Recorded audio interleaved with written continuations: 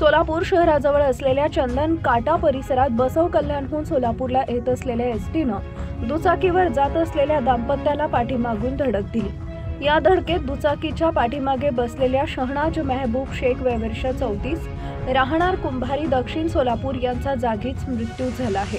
तर पती मेहबूब नबीलाल शेख वय वर्ष 38 राहणार कुंभारी दक्षिण सोलापूर हे गंभीर जखमी झाले आहेत। अपघात इतका भीषण होता की पतीच्या डोळ्या देखत पत्नीचा चेंदामेंदा झालाय। शहनाज शेख या मृत महिलेला 2 मुलं आहेत। चुलत बहिणीचे लग्न उरकून घराकडे जाताना हा अपघात झाला असून शहनाज शेख यांच्या मृत्यूने कुंभारी गावात शोककळा पसरली।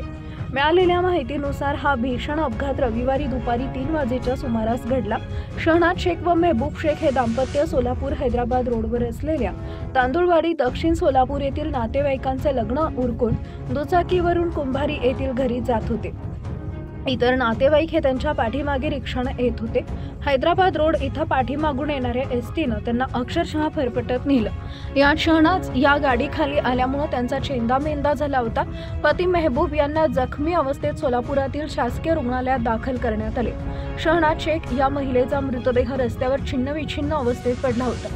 मृतदेहाचे तुकडे रस्त्यावर विखुरले होते। मेहबूब शेख हे देखील गंभीर जखमी अवस्थेत रस्त्याच्या बाजूला पडले होते। रविवारी रात्री उशिरा त्यांना खासगी हॉस्पिटलमध्ये दाखल करण्यात आले। ही घटना बघितल्यानंतर बघ्यांची मोठी गर्दी जमली होती।